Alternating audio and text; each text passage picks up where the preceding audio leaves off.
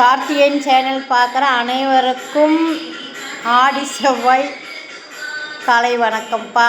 எல்லோரும் நல்லா இருக்கீங்களா? நாங்கள் ரொம்ப நல்லாயிருக்கோம். என் குட்டி பசங்கள்லாம் நல்லா இருக்கிறாங்க. நேற்று அவனுக்கு தடுப்பூசி போட்டேன் பாருங்கள். நேற்று மழை பெஞ்சது எங்களுக்கு தெரியல, நல்லா தூங்கிட்டான். காலையில் யாருமே வெளியில் பாத்ரூம் போகலை. குளிருக்கெல்லாம் எப்படி படுத்துருக்கானுங்க பாருங்கள். கொஞ்சம் மழை பெய்யக்கூடாது, இவங்களுக்கு குளிர் அடிக்கக்கூடாது. இவருங்க இது ஒன்று தான் நல்லா மழையில் சுற்றுவான். வெள்ளைக்குட்டி கலர் பார்த்தீங்களா?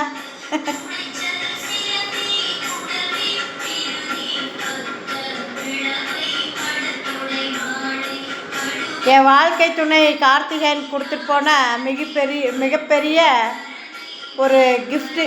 இவனுக்கு 4 பேருமே என்கிட்ட ஒப்படைச்சிட்டு போயிருக்கிறான். கடைசியில் அவனுக்கு யாரும் இருக்க மாட்டாங்க, இவனுக்கு தான் இருப்பானுங்க அப்படிங்கிற மாதிரி ஒரு எடுத்துக்காட்டில் கொடுத்துட்டு போயிருக்கிறான். ஆரம்பத்தில் பாருங்கள், இவன் தான் முத வந்தவன். படுத்திருக்கான் பாருங்கள், குட்டி பையன். ஆரம்பத்தில் நான் ரொம்ப சண்டை பிடிப்பேன். எதுக்கு நம்மளே வாடகை வீட்டில் இருக்கோம், நம்மளுக்கு எதுக்கு நாய்க்குட்டி அப்படின்னு சொன்னால். ஆனால் ஆரம்பத்தில் நாங்களும் கஷ்டப்பட்டோம். ஒரு வீட்டில் போய் அவங்களுக்கு குலதெய்வத்துக்கு ஆகாது, வீட்டை காலி பண்ணுங்கனால ரொம்ப தொந்தரவு பண்ணோம். போய் ஒரே மாதத்தில் இவனை ஆட்டோக்குள்ளாரே வச்சு நாங்கள் பால் ஊற்றிட்டு வெளியே விடாமல் ஆட்டோக்குள்ளாரே வச்சு வளர்த்திட்டு இருந்தோம். அப்புறம் வீடு எங்கே தேடி எங்களுக்கு கிடைக்கல. கடவுள் புண்ணியத்தில் அந்த அப்பா முருகன் ஒரு வீட்டை கொடுத்தாங்க. 8 வருஷம் இருந்தோம். அதுக்கப்புறம் ஒரு வீட்டில் போய் சிக்கணும்.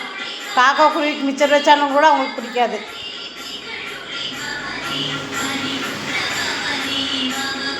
வந்திருக்கோம்.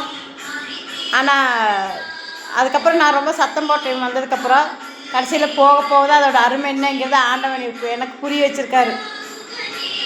நீ தனியாக இல்லை என்றப்ப காலபைரவர் ஒரு 4 பேருமே உங்க கூட இருக்கும். நீ உங்கள்கிட்ட ஒப்படைச்சிட்டு தான் நான் போவேன் அப்படிங்கிற மாதிரி அதோட அர்த்தம் இப்போ தான் எனக்கு புரிஞ்சிருக்குது.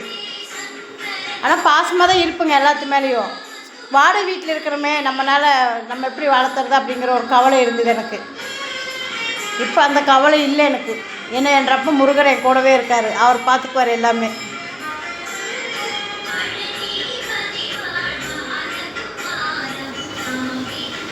இதெல்லாம் பின்னாடிக்கு நீ என்னோட தலையெழுத்தில் இப்படி இருக்கும் தெரிஞ்சுதான் ஆண்டவனே இவங்களை ஒப்படைச்சிருக்காங்கன்னு சொல்லி இப்போ தான் எனக்கு புரியுதுங்க.